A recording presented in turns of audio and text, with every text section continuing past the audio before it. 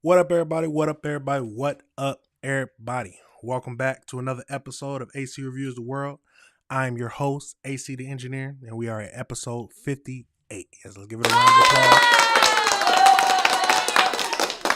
applause. Yep, we're at episode 58 now. Moving on along. We're definitely going to have to do something special for 100, but we're not there yet. We still got some more episodes to go, but look forward to something special on episode 100. I'm not sure what. I have no idea what, but we're gonna have to do something. We're gonna have to do something. Maybe I don't know. I'm gonna have to give some thought into it. I'm gonna have to give some thought into it. But it is a beautiful Friday, October 24th, 2025 at 6 a.m. Beautiful 6 a.m. I always like to say this, but early bird catches the worm. So hey, get up if you got to. But hey, if you're gonna sit in and relax today, hey, relax. Do what you want to do. I was raised always to get up early. Had to catch the bus, so I had to get up. Or you know what happened if I come back home and didn't miss the bus. But if I missed the bus, but yeah, absolutely crazy. But hopefully everybody's had a good week. It is Friday, so last day of the week. You know I start work at 8, so that's why we're here at 6 a.m. Because we gotta be consistent. We gotta be here. We're here every Tuesday, Friday, and Saturday. So do not miss if you catch it now or if you catch it later. Just remember to hit that like button, subscribe button, and hit that notification bell so you can be up to date on all the videos that I'll be dropping. All the videos. But you know how I like to do it. Let's get into it. The first thing we're going to talk about today. We got some new details in the David's case. So let's go over that. We got new details in the singer David's investigation from the private investigator. So we got some more stuff to talk about. Let's get over into it and see what we can learn, see what new information they have for us. The more and more stuff that come out, it's just not looking good. It's not looking good for us. Let's get into it. A private investigator claims he's uncovered crucial new evidence in the haunting case of 15-year-old Celeste Rivas Hernandez, the girl found in the front trunk of a Tesla registered to rising music star David. And that new evidence, he claims, includes who was the last one driving the Tesla where the teen's body was ultimately discovered. Sandra Mitchell is live in Hollywood with more on what we're learning tonight. Sandra. Micah and Cher, that private investigator, told me tonight that he actually has video evidence of the last person driving that Tesla.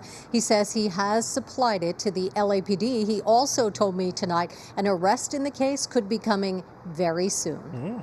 New clues tonight about the crime involving the remains of a teen girl found in the trunk of a Tesla owned by rising star musician David. I think she has been deceased a lot longer than what people may have originally thought. It could go back as early as January or February, which is hard to fathom. Private investigator Steve Fisher recently went inside the Hollywood Hills mansion where David lived just before the body of... Hold on. That's a crazy information. They said that she could have been deceased as early as January or February. She was found in September. That's a crazy thing to think about. Let's keep going into this. Where David lived just before the body of 14-year-old Celeste Rivas Hernandez was found in his abandoned Tesla. There were disturbing items. And Fisher told KTLA he found items that could be linked to the crime. Items left behind by LAPD even after a search of the property. There's some physical items that I unfortunately can't disclose, but they are significant because they could be something that could have been used in a plan to actually get rid of her body. Fisher also says he's uncovered interesting video from neighborhood security cameras that he's handed over to LAPD. He says he knows who was driving the car when it was abandoned in late July, presumably with the body in the trunk. I'm certain I know who it is. I can't say, but there is surveillance from the 29th, and I'm certain I know who this person is. The initial autopsy showed no obvious cause of death. Investigators now are waiting for toxicology reports. It's been almost 7 weeks since Celeste's body was found. No arrest and no suspects. David, real name David Anthony Burke, has not commented, but he did cancel his world tour, and he has not been seen in public since then. It's been shocking how silent he's been for somebody that really lived online, and not only him, but the people around him and his immediate orbit. They've gone completely silent. So we do know there was at least one crime committed, concealing body. When might we expect an arrest in the case? The investigator believes that LAPD is waiting for those toxicology reports, which could come any day and could indicate a more serious crime. We're live tonight in Hollywood. I'm Sandra Mitchell, KTLA 5 News. Sharon, Micah, back to you. All right, Sandra, thank you. Absolutely wow. So we got a little bit more information. So they have a video. They have a video showing who was driving the Tesla. It's obviously, well, at least my thinking is obviously not going to be David himself. That can be a simple, unless you're stupid. There's no way it's going to be David. Probably could be linked to him in some way though. Could be an assistant. Could be someone who has some kind of contact with him. It's possible. It's very possible, but we won't know until more stuff comes out. They said they're waiting for a toxicology report. Why does it usually take this long? Does toxicology usually take this long to find out? She was found back on September 8th. September 8th. That was almost close to, it's going to be close to 2 months. And what, another 2 weeks? Well, no, that's a week. 2 weeks. So under 2 months, month and a half, where they've been waiting for the results of the pending toxicology lab results. Absolutely crazy. But yeah, that is the new information that we're finding out. Let me know your thoughts on that. Do you think that he's guilty? He canceled his tour. Then everybody's looking back at at this image right here. Music videos talking about him stuffing corpses in trunks, and that. So it's a lot of coincidental stuff. I've seen some rumors that could be set up, but we don't know. We won't know until more stuff comes out. They said an arrest could come any minute. So we'll just have to wait and see on who gets arrested. My thinking is it might be connected to David, someone who's close to him. But she's 15 years old. Yeah, 15. How old is he? How old is David?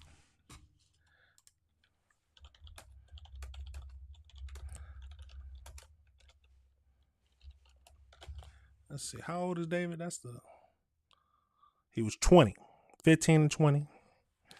I don't know how you can make that look good. That's just me. Even when it don't matter when they started talking. And then most of his friends, we looked at it last time. We talked about this case. Most of his friends who hung around both of them assumed that they were together. Just assumed it. Assumptions could be wrong, but does not look good for him. It does not look good for him, but we'll just have to wait to see what comes about it and what information they bring out when whoever's arrested. But we had to talk about that. We had to get over into that to see if they was bringing out any new things. Let me know your thoughts on that. Let me know if you disagree with anything I said. What are your thoughts? But we're going to pivot. We got to pivot over into Kada Scott. So it seems like we know that her body was found. Hold on, let me get rid of that. We know that her body was found. So they finally give us the cause of death, and they charged the killer, the suspected killer, with murder. So we got a few videos to look at that. So let's get into it. and see what all new information we can learn. And our Kelly Rule, who has been on the Kada Scott case pretty consistently for the better part of 2 weeks. And Kelly, just as we're getting ready to come on the air, there is an update on the charges that we all have been kind of waiting to see what happens. Yes, we just got official confirmation from the medical examiner's office through Philadelphia police that the cause of death for 23-year-old Kada Scott is homicide. That is what investigators have been waiting on to move forward with homicide charges. So Philadelphia police said they are recommending homicide charges against 21-year-old Keon King. You'll recall he is in custody for kidnapping, arson, and other related charges connected to Kada's disappearance. They are now recommending homicide charges against him. Will ultimately be up to the district attorney's office to move forward and officially charge him. We have reached out to them and we have not heard back from them. Obviously, this just came out in the last 10 minutes or so. So it's going to take a little bit for those charges to officially be filed, but we are waiting confirmation that they will do that. At the press conference with the district attorney's office on Monday, they did say homicide charges will be filed this week. So we do expect that to come.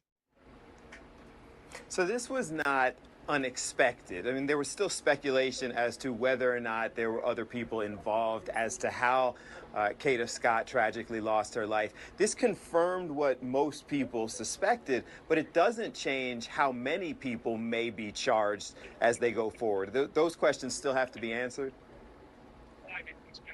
That's exactly right. We've been hearing from law enforcement sources all week that these homicide charges were coming and that they would be against 21-year-old Keon King. Again, he's been in custody and he's been charged twice now for different crimes, all again connected to Kada's disappearance. So we did know this was coming, but it does not change the fact that the investigation is ongoing. The district attorney's office, police did make it clear that they believe Keon King had help. We know that there's surveillance video over at the rec center here next to the school that showed another vehicle and other people there when the car that... He obviously had help. Come on now. He obviously had some kind of help. Just thinking about to how the tip came in. Someone was so specific with the tip, with where exactly the body is found. That means that someone knew about it. Someone knew about where the body was. Either he disclosed it to him or they was with him when he dumped the body. So there's only two options in my mind. But let's keep going. Let's keep going. Keon King is connected to was there. So we do expect that there are others involved in that. Additional charges, additional arrests could come. This does not change that. And it doesn't change, maybe even additional homicide charges as well. But all along, they have been confident that homicide charges would be coming against Keon King. And now it's just a waiting game to see if that's ultimately what the district attorney's office moves forward with. Absolutely wild. Let's get over into this next video where it talks about her cause of death. I'll get into it. And less than an hour ago, the Philadelphia Health Department announced that Kada Scott died of a gunshot wound to the head. While we know how she died, there's still so many questions about why she was killed. NBC 10's Lily Zhang live for us in East Germantown with details and a closer look at what court documents show about her final hours alive. Zizi, Lily. Hey there, good morning to you guys. The cause of death was revealed after investigators had talked a little bit about the evidence that they've collected so far. So we're talking about phone activity, cell phone activity, surveillance video, all kind of detailing what we know so far about this case. You can see behind us there is a growing memorial for Kada Scott. Now, we spoke with some members of the community a little earlier. They say the evidence revealed so far has raised concerns, and so many people in the community already had a lot of questions about safety. Looking, I don't know if you can pan over there, but you'll see how dark it is. There's no monitoring. You just found a body over here, so why don't you have this entire place illuminated and have it monitored? Some of the only good point. Very good point, because I couldn't see a thing over there. They panned the camera, I couldn't see a thing. So anybody could just be walking through there, you wouldn't know. If they get deep enough into that bush, you won't see them at all. But let's keep going. Let's keep going. Thursday morning came from this memorial outside Ada Lewis Middle. It's in memory of Kada Scott. The 23-year-old woman's remains were found near the vacant middle school Saturday, 2 weeks after she disappeared. The ME confirmed Thursday she was shot in the head. You have all of these areas that should be cleaned up, should have 24-hour surveillance, and they're not. And my question to elected city officials is, what are you doing to ensure the safety of all residents, not just when something like this happens? James Bronner grew up in the area and has been following this case. Scott disappeared from her senior living facility job in Chestnut Hill on October 4th. It's the same day court documents revealed 12 calls were made between Scott and Keon King, the man now charged with murder. Text messages include one from Scott reading "Kidnap me again," with King allegedly replying "Better be up too." It's followed up by Scott telling him to call her when he arrived. According to court documents, Scott's co-worker told detectives she was upset that night and said over the phone, "I can't believe you're calling me about this." This was before she allegedly walked towards a car parked outside of their job just before 10:15. Scott's phone went dead 9 minutes later. Recovering Katie's body was not the outcome we had hoped for. Hold on. No. They say, let's rewind that a little bit. They said like 10 minutes later. Let's get into it. Was upset that night and said over the phone, "I can't believe you're calling me about this." This was before she allegedly walked towards a car parked outside of their job just before 10:15. Scott's phone went dead 9 minutes later. Recovering Katie's body was not the outcome we had hoped for, but we are grateful that we were able to bring her home. Police Commissioner Kevin Bethel addressed the case last night at a safety town hall, vowing to hold anyone involved accountable. On the night of Scott's disappearance, investigators say surveillance video shows King getting out of a stolen black Hyundai at a rec center near Ada Lewis. Not long after Scott's phone died, he leaves it there, coming back the next night with someone else, this time in a gold Camry, which has since been towed by police. The two seem to remove something heavy from the Hyundai towards where Scott's remains were found. Then on the morning of October 7th, King goes back to the Hyundai, allegedly driving off with it. It was later set on fire. As Scott's family mourns, community members say they are with them, hoping justice is served. So they got video. That's smoking gun. It's the smoking gun. Everything falls into place. There, no matter what you do, you will be caught. Well, hopefully, because he did something crazy. Did something absolutely crazy.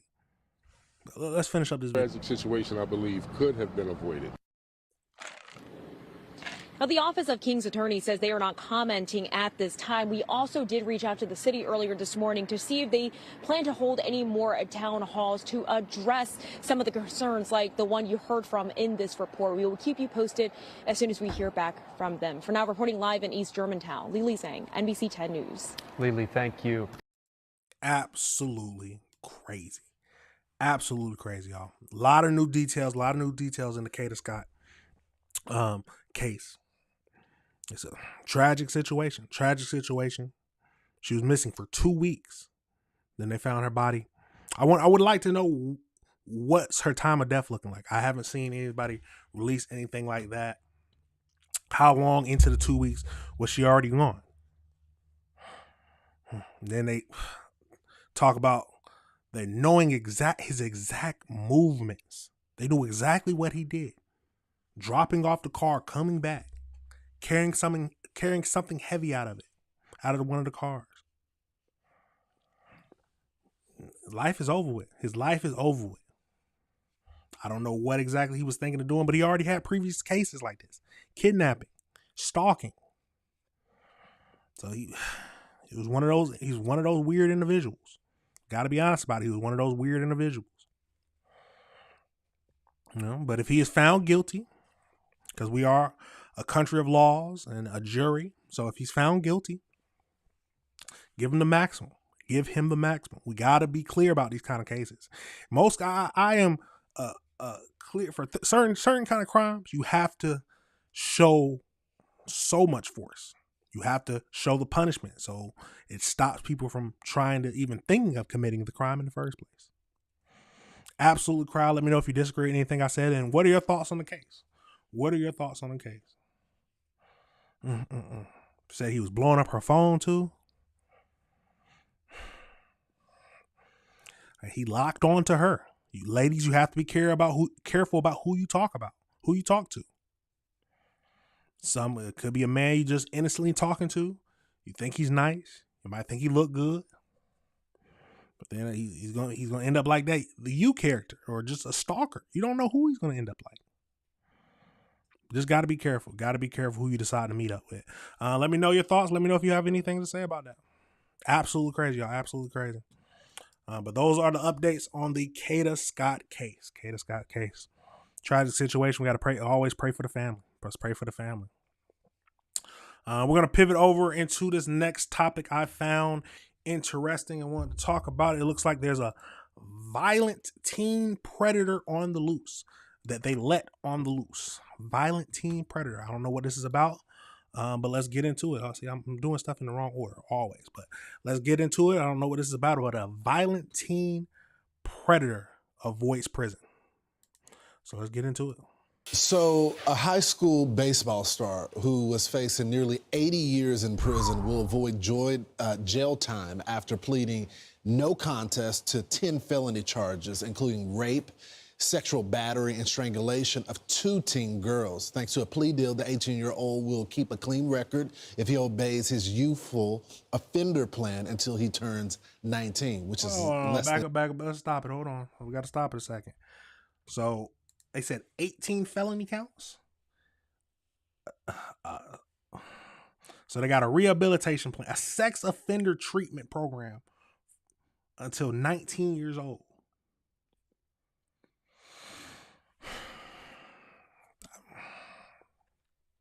What are your thoughts? First thing, come on now.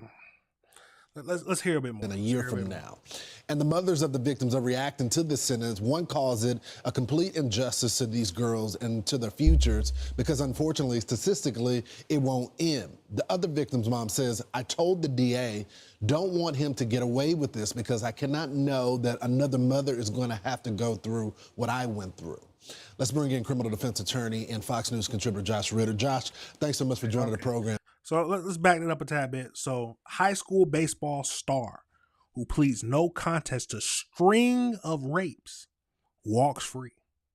And so he did a string of rapes, and this is what they give him. This is what they give, a juvenile rehabilitation plan until the age of 19. 150 hours of community service.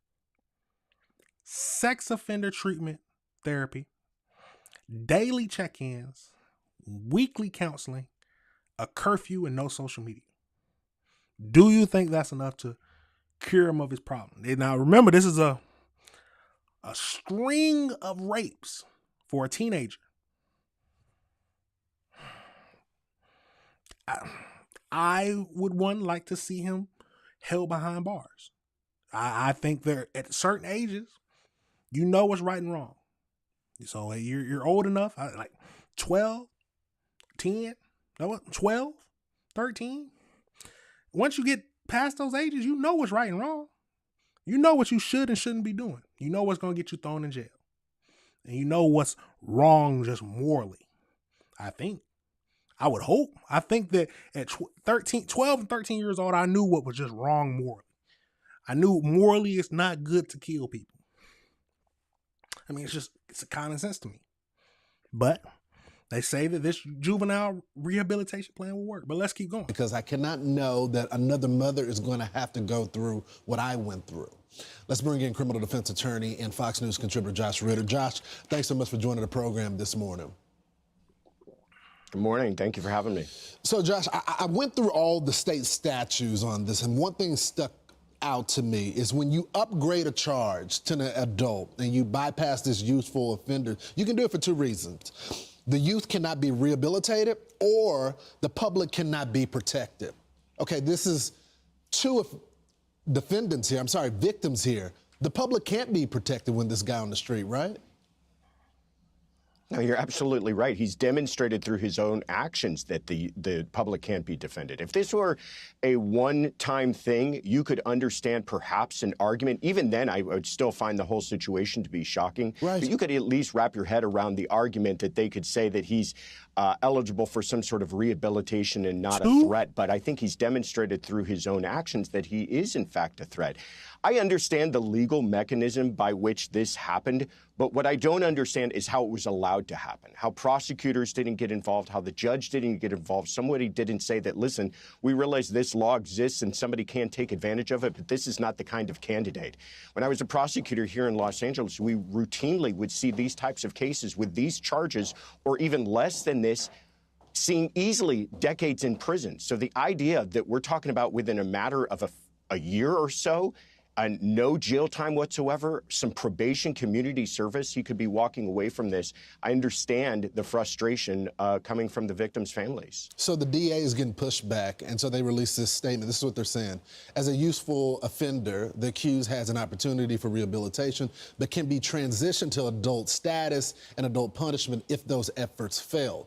So you got to do it again. Experience tells us that juries often struggle with convicting defendants based upon delayed reports of sexual assault between people in ongoing consensual dating relationships. And the trial process can be very traumatic for the victims, but that's your job as the DA. So hold on. They said, let's back that up a tad bit. Okay, it says, but can be transitioned to an adult status and adult punishment if those efforts fail. So if the efforts fail, that means he assaulted another girl? I might be misreading something, but that's what I'm reading. That's what I'm seeing. That's what I'm thinking. Tell me your thoughts. Let's keep going. The trial process can be very traumatic for the victims, but that's your job as the DA. It's always complicated when it comes to juries, but you got to present the case, and you have two victims there. Yeah, and by the way, they don't sound reluctant. They Right. sound like they were seeking justice. This does not sound like a situation where they were having a hard time getting. Well, hold on. Well, it was the parents we talked to. We didn't hear from the children. They could have been scared. They could have been traumatized. But I think I would like to think that they would want to come forward and tell their story. Victims to come into court or to come forward. One of them was hospitalized. So this isn't that statement to me is just hiding behind a mistake that they made. This clearly. Understanding that law is on the books and what it's there for, and this idea of that young people don't have fully formed brains and we want to give them the opportunity for rehabilitation is one thing. But allowing for someone who committed these types of crimes to take advantage of it and leaving two victims hanging in the wind is completely unacceptable. Josh, and to that point, and this is a graphic statement, so if you have children in the room, you probably don't want them in for this, but I think it's important to show that you had cooperating victims here. This is what they said in the case. One of the victims said Butler would strangle her if she refused him. The teenage girl needed surgery to repair the damage done to her neck by strangulation, and her doctor said she would have died had the strangulation lasted another 30 seconds. So she almost died. This is the man that the justice system just released. Or he gave him on a rehabilitation plan. We got to be careful with our words. They put this teen, serial rapist, on a rehabilitation plan until he's 19 years old. This is the medical professional's point of view here. It's attempted murder. I mean, how there's a definite argument that that's attempted murder. You're talking about you're within 30 seconds of losing your life. This isn't teenagers going too far, drinking involved, misunderstandings taking place. This is a brutal, physical act of sexual assault that easily could have been filed in different jurisdictions as an attempted murder given those circumstances. The fact that somebody was hospitalized and that the person responsible for that is not going to spend one night in prison is appalling. So a quick exit question because we got to go. When I was going through the statutes and all that, it looks like most of the discretion lies within the DA. But could the judge have stepped in and said, no, I can't take this deal?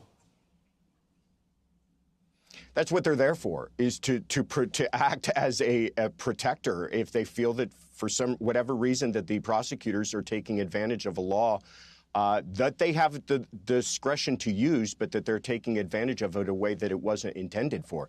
That they have as much discretion to accept these pleas, and we see this happen sometimes where judges simply won't accept a plea because they don't think it's in the pursuit of justice. And why that wasn't done here is still baffling to me. It's egregious. It's not a good look when the star football player rapes 2 girls, almost kills one of them, and then he's just back on the street. Josh, thanks so much for joining the. Absolutely crazy. Let's back. We're gonna just to give a recap. So right now, a high school baseball star who pleaded no contest in the court to a string of rapes, 2 victims, walks free. And this is what they gave him: the juvenile rehabilitation plan. So until he's 19 years old, he's going to have 150 hours of community service, sex offender treatment therapy, daily check-ins, weekly counseling, a curfew, and then no social media. And they're saying that will be enough to rehabilitate him from being basically a woman beater. We got to be honest about it. He's basically a woman beater. Sounds like he was in a relationship with the girls and he would forcefully force them to do things. A little woman beater. And they have him on a juvenile rehabilitation plan instead of no jail time. You know what I say? I think he should have got some jail time. Come on now. This makes sense. They were willing to testify, the girls were, but the DA felt that they could rehabilitate him. These lax on crime policies, it can be detrimental to people. But let me know your thoughts, y'all. Let me know your thoughts. Do you think the judge should have overruled this deal that they were trying to throw? But he decided to let it go through. Absolutely crazy, y'all. Absolutely crazy. It's a crazy world. Look after your friends. Look after your daughters. Be there for them. Protect them. You got to protect them to the best of your abilities. And then if they get hurt, hopefully you get a judge who will not let this case go by like this. Because I just think, that's my thoughts. I think he should have faced some punishment, some real punishment. Now, no classes, nothing like that. He needs to face jail time so he can truly learn and learn from his actions. But the DA thought they could rehabilitate him without jail time. It's a crazy thing. Some people would say that if he was black, it would have been different. But, hey, we don't know. We're talking about this case right now, but I just wanted to bring that up. That's what some people would say. Tell me your thoughts, y'all. Tell me your thoughts on this situation. Do you agree with the judgment that they decided? Do you think he could have been rehabilitated? It's a crazy world in here. It's a crazy world, but we got to keep living in. We got to keep reviewing the world together. Have to keep reviewing the world together. Now we got to pivot. We got to pivot over into a North Texas teacher. It looks like a North Texas teacher was murdered. So let's get over into it and see what this whole situation is about. Let's see what this whole is. We got 2 videos to look at, but let's get into it. Tonight, a Johnson County man is behind bars charged with murdering his wife. It comes after a 2-day search across multiple counties. That arrest happened today in Grimes County near College Station after a beloved Alvarado High School teacher was found dead in her home. Here's NBC5's Allie Spilliards. In Alvarado ISD, the grief was palpable. Students leaning on each other to cope with the shared loss of teacher Chelsea Spillers. She was like the light of my day. I would see her. I would go to her class after every class period. I'd go see her. An educator who they say was so much more. Both a mother figure and friend. I could talk to her and she would talk to me. Saturday evening, Alvarado police say they found the 33-year-old dead in her home on South Magnolia Street, killed by blunt force trauma. Her husband, Brandon Ashley, was spotted knocking on doors the next day in B-Dice, 2.5 hours south in Grimes County. This morning, he was arrested, charged with her murder. Alvarado police say they first responded here to the couple's home on Thursday when a neighbor called about a domestic dispute. They say when they got here, Ashley put a gun to his head, and they arrested him with interference with official duty. He then bonded out, and by Saturday, Spillers was dead. Oh, back that up. We got to back that up or something, so let's back that up. The next day in B-Dice, 2.5 hours south in Grimes County. This morning, he was arrested, charged with her murder. Alvarado police say they first responded here to the couple's home on Thursday when a neighbor called about a domestic dispute. They say when they got here, Ashley put a gun to his head, and they arrested him with interference with official duty. He then bonded out, and by Saturday, Spillers was dead. And I feel like the majority of us didn't really know that she was in that situation. The students we talked to say they're among the many who sought advice from Spillers long after their freshman year in her science classes at Alvarado High. Whenever you would go up to her, she would ask you about your day and ask about, like, what are you doing in your classes. She put us before herself because she cared about us a lot. They say Spillers radiated positivity. I just love her joyful smile. Like, anytime, like, even if she was upset or like having stuff going on at home, she would still have a smile on her face. Inspiring kindness, even in death. It doesn't feel real, honestly, but I will say this, I do forgive who the person who did it. My mom always says you can forgive but never forget what they did. I won't forget this, but I definitely have forgiveness in my heart. Yes, of course. In Alvarado, Ali Spilliards, NBC5. Tonight, Ashley is awaiting extradition to Johnson County. Today, Alvarado High School had grief counselors on hand, and they told us that they'll hold a moment of silence for Spillers during Friday's homecoming game. Okay, so something's a little throwing me off because they said that Brandon Ashley put a gun to his head and was eventually arrested for interference of official duties. Moore said Ashley's wife later bailed him out. So he put a gun to his own head? Hold on. They might be saying something wrong. They might be saying something. Let's back that up a tad bit. Charged with her murder. Alvarado police say they first responded here to the couple's home on Thursday when a neighbor called about a domestic dispute. They say when they got here, Ashley put a gun to his head, and they arrested him with interference with official duty. But when they got there, he put a gun to his head. What is going on? He put a gun to his head, and then they arrested him for interference. And then his wife bailed him out. I don't know what's happening in this whole situation. The family is dysfunctional. There's a lot of crazy things going on. Let's get over into this next video where we hear from her, some of the students, and they're in disbelief about what's happening. Hello, everybody. I'm Heather Hayes. And I'm Steve Eager. An Alvarado man is now charged with murder, accused of killing his wife, who was a popular high school teacher. Chelsea Spillers was found dead on Saturday. Her husband, Brandon Ashley, was arrested in Grimes County near College Station Monday morning. Spillers was a teacher at Alvarado High School. Fox 4's Amelia Jones has more on how the Alvarado community is remembering Spillers. Amelia. Heather, Steve, Alvarado police confirmed they were called to Chelsea Spillers' home on Thursday and her husband was arrested, but they did not see any evidence of family violence. I spoke with former and current students who all described Spillers as a happy and energetic teacher. They're still in disbelief that she's gone. It wasn't right. She didn't deserve that. The death of a beloved Alvarado High School teacher has shrouded the small town in grief. For this to happen to her and the way it happened. Chelsea Spillers taught biology and chemistry. Alvarado police say officers responded to her home Thursday for a disturbance. When officers arrived, her husband, 40-year-old Brandon Ashley, held a gun to his head. He was arrested for interfering with public duties. He bonded out Friday morning. 2 days later, officers were called out again to the house to do a welfare check. 33-year-old Spillers was found murdered inside. Her cause of death was ruled as blunt force trauma.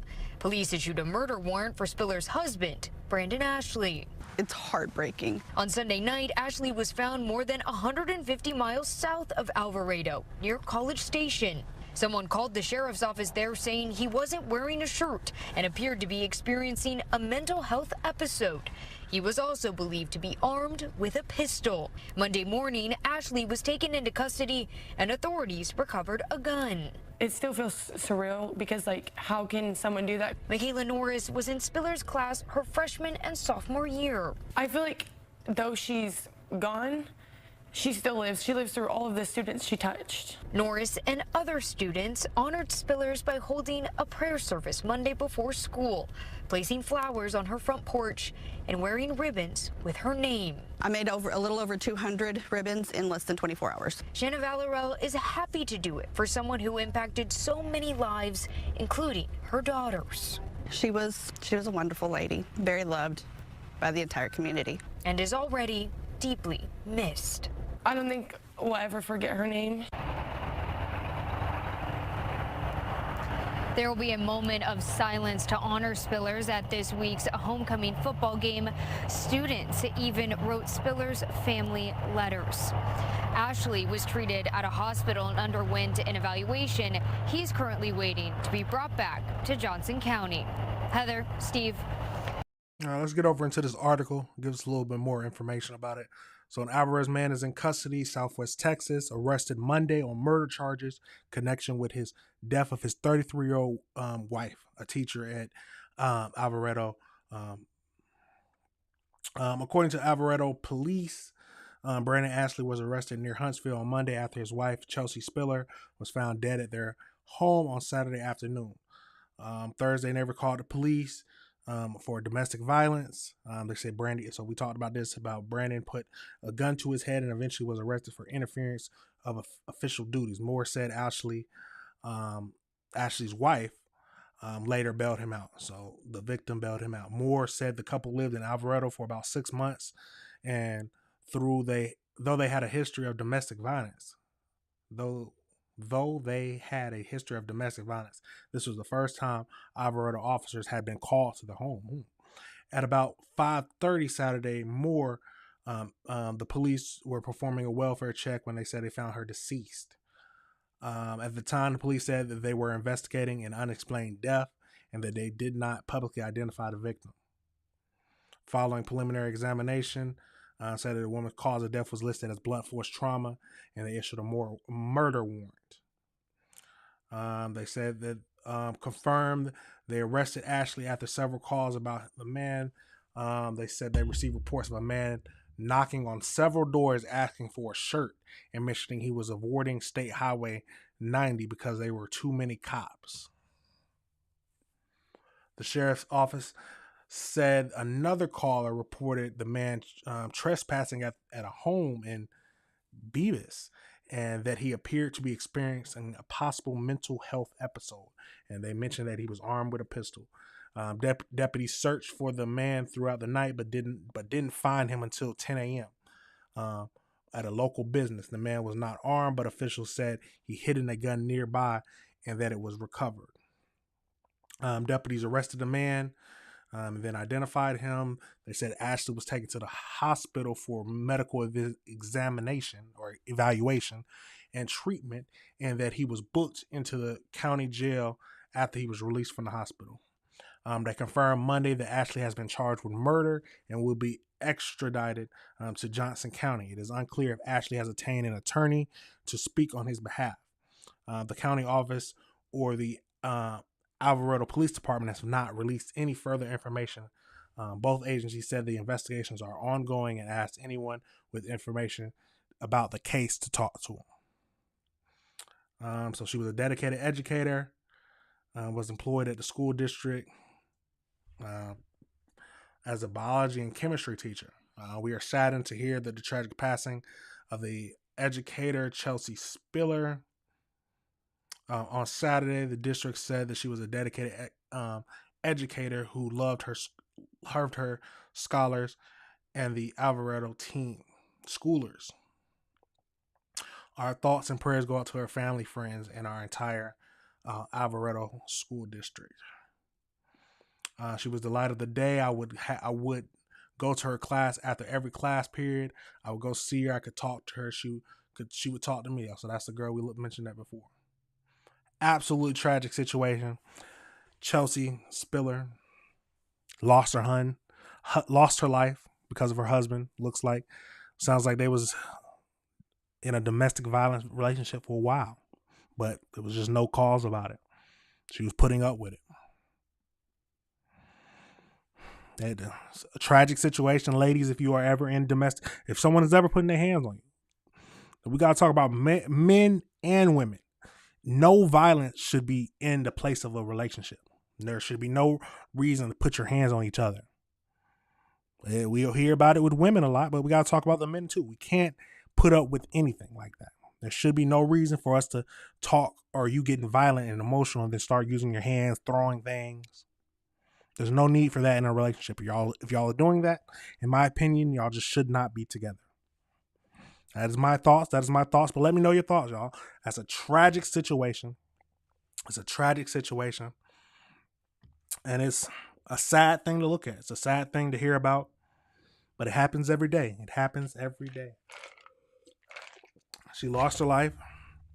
I don't know if he was going through a mental breakdown or not, but based on the article, what is that? Where's that section at? Neighbors call. Where is it? Moore said the couple lived in Alvarado for about 6 months, and though they had a history of domestic violence, this is the first time the Alvarado officers had been called to the home. Absolutely tragic story. We got to pray for the family, pray for all her students, because they're dealing with this as well. But man, go seek help if you need it. Go seek help if you need it, and don't put up with it. Absolutely crazy, y'all. Absolutely crazy. Let me know your thoughts on that whole situation. We got to pivot now. Now, if you remember, not a while ago, but a few episodes ago, we talked about an attempted rapist who they ended up letting out on bond for $850. That's all he had to pay to get out.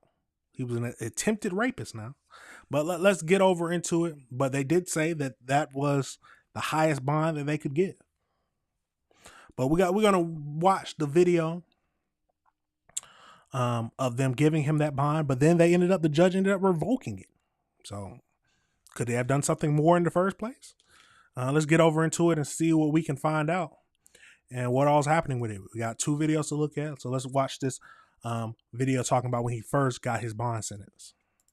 An Orange County man accused of trying to sexually attack a woman on the Little Econ Greenway Trail is free on bond tonight. Yeah, we told you about the attack back in July when investigators released a photo of the suspect.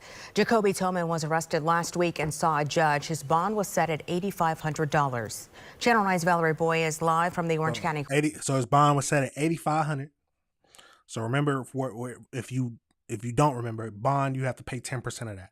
So $8,500, $8,500. That means you have to pay $850 to get out. Courthouse. And Val, you spoke with a victim of Tillman's from a different case.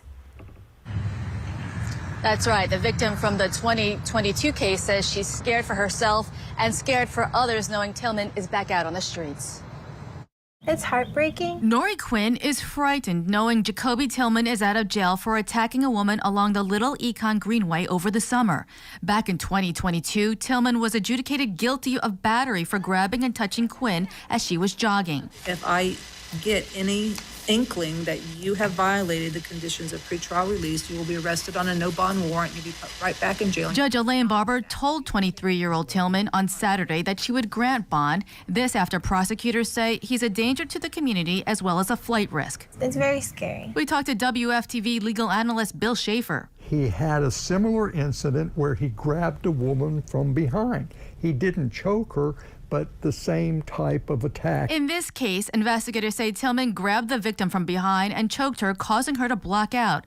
Once she woke up, her shorts and underwear were gone. He had a pre-planned flight to flee the case. In the arrest affidavit, Tillman is quoted as saying, "I didn't rape the lady, I was trying to kill the lady." He went on to say, "I want to know what it was like to choke someone out." That should have been. And this is the man that they let get out on bond for $850. Yes, I said $850. Let's keep in and of itself enough to deny bond. Quinn wishes the court would have kept Tillman in jail. You obviously can't prevent people from doing wrong. You can only protect yourself, implement safety. And the judge issued the highest bond possible for the attempted sexual battery at $5,000, but then went lower at $1,500 for battery by strangulation and $3,000 for false imprisonment. He's not allowed to return to the trail or talk to the victim. Absolutely crazy, but like I said, the judge ended up revoking the bond. So let's get over into it.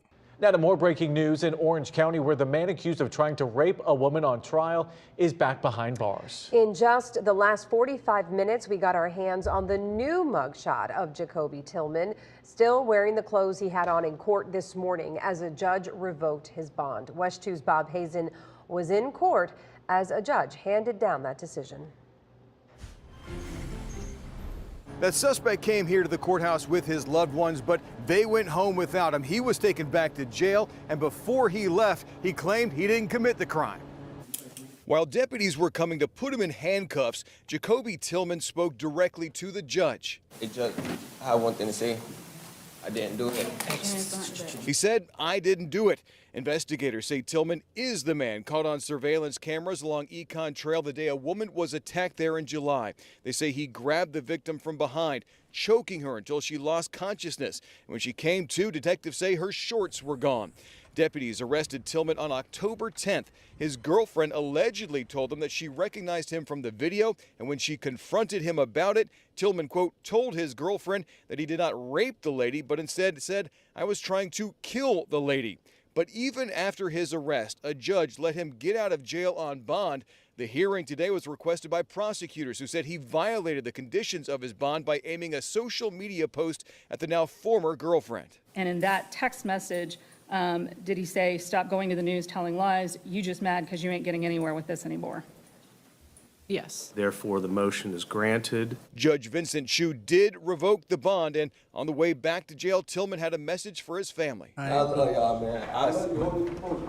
Tillman is also facing a more serious charge now for attempted murder. Covering Orange County in Orlando, Bob Hazen, West 2 News. Okay, well, so the girlfriend ended up saying that was the whole reason that led them to, he said that he wasn't trying to kill her. He was just trying to, he wasn't trying to rape her. He was just trying to kill her. He wanted to feel what choking someone would be like. Well, so he's saying now he's saying he didn't do it, but he ended up breaking the agreements of the bond and got sentenced back. And the bond got revoked. I don't think he should have been out in the first place, I think. But they're saying that was the maximum bond they could have gave him, $8,500 for attempted rape of a woman. Or an attempted kidnapping, a couple other things thrown in there. But $8,500. Then you got to pay 10%. Absolutely crazy, absolutely crazy. Let me know your thoughts on that whole situation. Let me know your thoughts on that whole situation. Crazy story, crazy story. At the end of the day, I think he should have stayed in jail. Just stayed in jail. But now he's back. He's back in there because he was already talking about buying a flight. When they first gave him the sentence, before that, he was like, yeah, I need to get up out of town. They said that he's a flight risk. Luckily, he ain't run. They was able to catch him back. Absolutely crazy story. Absolutely crazy story. Next thing we're going to pivot over into, some people just love to do stupid things. A street fight in the middle of the street ends with a hit and run. Yep, that's the title of the videos. We got 2 videos to look at. I'm not sure exactly what happened, but it sounds like a street fight was going on, and then a hit and run happened. I don't know how that happens. First of all, why are you fighting? Why are you fighting in general? First of all, I always say this. Why are we fighting in general? If you're trying to have a heated argument, it's over with. We ain't trying to have a heated, unless you really got to fight. But let's get over into these videos and see what it's talking about, and see what we can learn from this situation, or if we can learn anything at all, or if we just learn that people are stupid. Let's get into it. Well, we are following breaking news this morning. Houston police officers are searching for a driver accused of hitting and killing 2 women. Investigators say the women were fighting in the street moments before they were struck. So this happened near Cullen Boulevard and Larkspur Street, which is shut down right now while police investigate. Let's check in with our Brittany Jeffers, who's in the newsroom, to tell us more about the investigation. And Brittany, who they're looking for. Yeah, guys, within the last 30 minutes, we did get an update from HPD. And so this is what we know right now. They say those 2 women were fighting. They say this ultimately spilled into the street, and at some point the 2 started wrestling in the lanes of Cullen Boulevard. Investigators say a driver who was headed southbound then hit both of them and kept going. Now, we do have a crew at the scene right now. Let's take a live look. You can see. So people rolling around in the street. Somebody hit them, and they ain't stopped.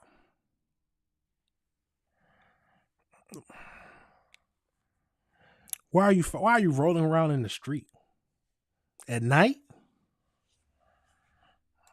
Several HPD officers and units there at the scene. Crime scene tape set up in front of this food mart there. They're walking around collecting evidence here. And investigators say this crash happened a few hours ago, around 3:45 this morning. Witnesses reportedly saw the women rolling around on the ground fighting. They tried to call police. Investigators say that one of the women was believed to be in her 30s, the other in her 50s. Tragically, they both died at. Do not tell me it was 2 older, a 30 and a 50-year-old tussling. What are we doing, y'all? What are we doing? 50 years old and you tussling around with somebody?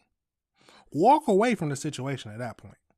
Unless she put her hands on you first, walk away from the situation. There's no need for you to be tussling with somebody at 50 years old. A 30-year-old too? The scene. Investigators say they don't know why the 2 were initially fighting, but witnesses say it is not the first time that they've been in a fight like this. At this point, police have not released their identities. Now, as far as the driver, police believe that they were in a red sedan. They say they do have surveillance video that they are reviewing right now. They say there's likely damage to the front end of this vehicle. So if you know anything about the crash, if you were in the area or have seen the vehicle, contact police immediately. Live in the newsroom, Brittany Jeffers, KPRC 2 News. Now let's go over to this next video, see if we learn any more information. 2 women hit in the middle of the road, and right now the search is on for the driver. Your news at noon starts right now. Houston police are looking for a hit-and-run driver after 2 women were killed fighting in the street. You're taking a look at the video of the argument. We paused the video before the women were hit. It happened in Houston's Sunnyside community earlier this morning. Good afternoon, everyone. I'm Ron Trevino. Igochi Iloka has more on this tragedy and spoke exclusively to one woman who says she's a friend of one of the victims. LaTonia Rome told me about the fight that spilled onto this street off of Cullen Boulevard and how one of the women involved was her best friend. And the car just ran over and dang, she dead. And I was like, oh, shoot. It can't be, because I just bought her soda water from the store. We have surveillance video of that fight. A warning. Who are these people that getting interviews for? Hey, that's her. Let's keep going. Video of that fight. A warning. You may find it difficult to watch. In this clip, you can see one woman approaching another woman in the street and begin swinging. Then the 2 women start fighting and wrestling in the southbound lanes of Cullen Boulevard, just a few blocks off Reed Road, around 3:35 a.m. this morning. Shortly after that, you see headlights shining on both women in the middle of the road. This is where we freeze the video because what happens next is devastating. Houston police say a driver in a red sedan strikes the 2 women and runs over them. How can you just not see someone in the street and just completely just hit them, just keep on going? Both women sadly died on site. Here's a different camera angle of the red sedan driving off after the double hit and run deadly incident. Anyone with information on this wanted driver and vehicle is encouraged to call HPD's Hit and Run unit at the number you see on your screen right now. Now, HPD also says that both of the women actually started fighting at a nearby parking lot before it spilled into the street. Reporting in Sunnyside, Ugochi Iloka, KHOU. Absolutely crazy. Over there fighting in the street, a 50 and a 30-year-old. That's what they're saying. That's what the people are saying they look like. I don't know if they was that old or not, but come on now. Fighting in the street? In the street at night? First of all, like I said, I don't think you should be fighting in the first place. There's no need for it unless you're defending yourself. No need to get into a huffing and puffing matchup with nobody. But then to do it in the street rolling around on the ground?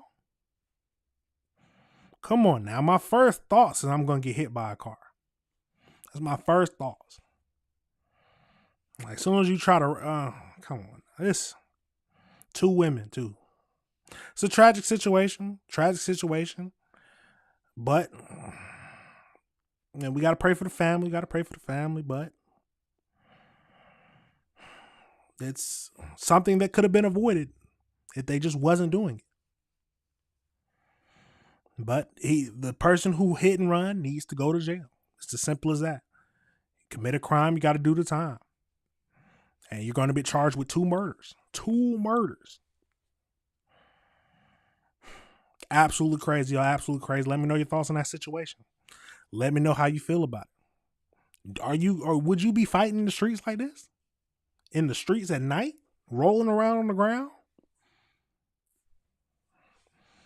Absolutely crazy. Let me know your thoughts on this whole situation. It's a crazy world we live in, y'all. It's a crazy world we live in, but you got to be careful. Have to be careful. Wow. I have to be careful. Absolutely tragic situation. Pray for the family because they lost a family member. Pray that a person gets caught and faces his punishment. Now, we're a little shorter today because I like to do a little shorter on Fridays because, of course, we do a Saturday show. But the last thing we're going to get into today, the very last thing we're going to get into, we got Sonya Massey. So her murder trial has started. And the first piece of things that I've seen up on it is that the partner of the killer cop, or the cop who killed her, has spoken out about how he felt in the situation and everything like that. We wanted to hear how the partner felt. We have. Let's get over into it. Into this news video about what he felt. So let's get over into it and see what we can find out. We've been waiting for this. Explosive new testimony from inside an Illinois court. For the first time, we're hearing from the partner of an ex-deputy who's accused of killing a black woman in her own home. The partner says he was actually scared of his coworker and not the woman, Sonya Massey. Sean Grayson's partner, you see him here in this court sketch, is telling the jury tonight that Massey never seemed to be a threat that night last July. Massey had called police, remember, late one night. She was worried about a prowler. This is body cam video of Grayson and his partner responding to that call. Things started getting tense when Grayson asked Massey to put down a pot of hot water that she had grabbed from the stove. So this is her. You see her walking over to it in this part of the body cam video. We'll show you a video the next moment when Grayson fires his gun at Massey 3 times. We've got to warn you, it is obviously hard to watch. You better I swear to God, I'll shoot you right in your face. Okay, I'm sorry. Drop the pot! Drop the pot! Now, prosecutors say this body cam video proves that Massey was not actually a real threat to Grayson. But Grayson's attorney argues that his client's actions were reasonable under the circumstances. Grayson has pleaded not guilty to 3 counts of first-degree murder. Maggie Vespa is outside court. As court, Maggie, has just wrapped up in the last hour or so. And that very notable testimony today from Grayson's partner. Tell us more about it. Yeah, Hallie, that was explosive. He took the stand late in the day. His name is Deputy Dawson Farley, and he basically was immediately questioned by prosecutors. He was a witness for the prosecution about Sonya Massey and his feelings about what she did when she had that pot of water. They were asking him things like, were you nervous based on what she was doing? He said no. They said, were you worried she was going to hurt you? He said no. Then he went on. That's damning evidence right there. Truly damning. The partner who was with you, who was in that same situation as you, said that no, he was not feeling scared. Let's keep going through this. I'm going to back it up a little bit so we can hear the whole thing of what he was saying. You nervous based on what she was doing? He said no. They said, were you worried she was going to hurt you? He said no. Then he went on to clarify that he was indeed scared that night, but not of Massey. Instead, he said he was scared of his partner, Sean Grayson. There were protesters out here earlier today. We relayed that tidbit of information to them from our producer inside the courtroom. This was the organizers' reaction. If your own partner was afraid of you that night, that means that you were unhinged. That means that you had no business being on the police force. Your job was to protect and serve, and if your own partner was afraid of you, Sonya didn't have a chance. With Sean Grayson being in her house that night, it was the devil at her doorstep. I rebuke you in the name of Jesus. Absolutely crazy, y'all. She's good points, like what I said. If your own partner in that same situation was not scared for his life, but in fact scared of what you were doing, nervous about what you were doing, that might be the smoking gun. At least for me, that sounds like the smoking gun. Now we got to wait for more evidence because the defense got to bring some evidence to him, stuff like that. But that would have, if I was in the jury, that would have convinced me right there. Okay, well, partner in the same situation, he said this. It's hard for me to think about any other evidence you could bring. Showing me video of the trajectory of the water. Somebody's gonna bring up how much that boiling water could have hurt or you could have died from. Your partner wasn't scared and y'all had the same training. Sounds like he was a little unhinged to me. But hey, we gotta wait for more evidence to come out. Wait for what the jury has to say. But let's keep going and finish up this video. The devil at her doorstep. Hallie, after that testimony, for the first time during this trial, prosecutors in there played the body camera video that we've all seen that's been seemingly around the world tied to this case. And our producer said it was really heavy in that courtroom. One juror appearing to cry, another one covering their eyes with their notepad. Grayson, during most of it, looking down at his lap and appearing, our producer said, to cover his ears at the moment of the shooting. This is members of the Massey family were led out of the courtroom sobbing. Now, again, as you said, Grayson's team saying that he was reasonable to fear for his life in that moment. They've been urging jurors throughout this process to not form opinions too early and to think about what it must have felt like in the heat of the moment. And again, they argue that he genuinely feared for his life. But as you can see, Hallie, prosecutors doing everything they can to tear that rationale apart. Maggie Vespa live for us there in Illinois.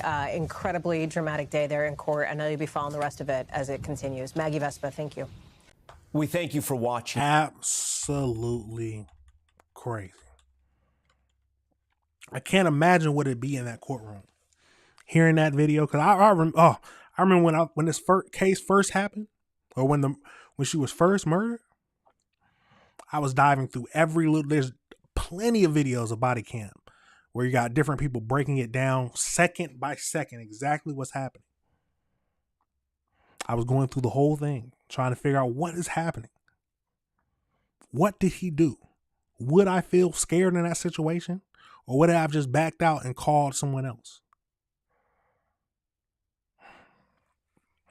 Absolutely crazy. Let me know your thoughts on that whole situation. Do you agree that he should have feared for his life and that she should have been shot for having the boiling water? Or do you agree with me that it should have, there could have been plenty of other ways to handle that situation instead of killing her? That is my thoughts, but we'll have to wait and see until the jury rules, because we are a law. We are a state of laws. We are a country of laws, country of order, country of a judicial system.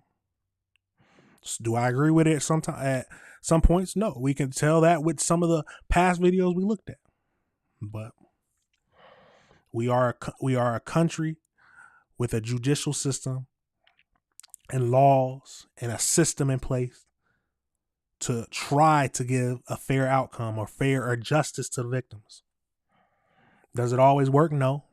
But it is the system we got and the system we have to uphold and make better.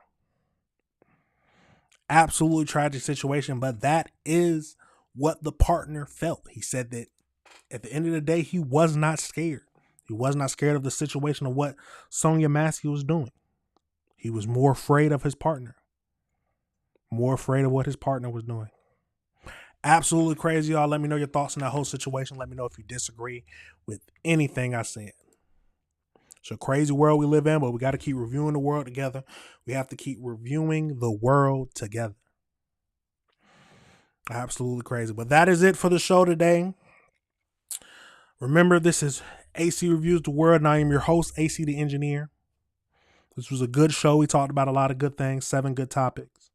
I will be back tomorrow, 8 a.m., 8:30, maybe even 9. You will know. The scheduled programming will be up, so you'll know what time. But like always, if you have any videos, you can send them over to my email, acreviewstheworld@gmail.com, a dot after the A and a dot after the C. Remember to hit that like button, hit that subscribe button, and hit that notification bell so you can be up to date on all the things we talked about today. This was a sensational show. I'm trying to get more into we got a little time. Get more into sound effects. Got the money.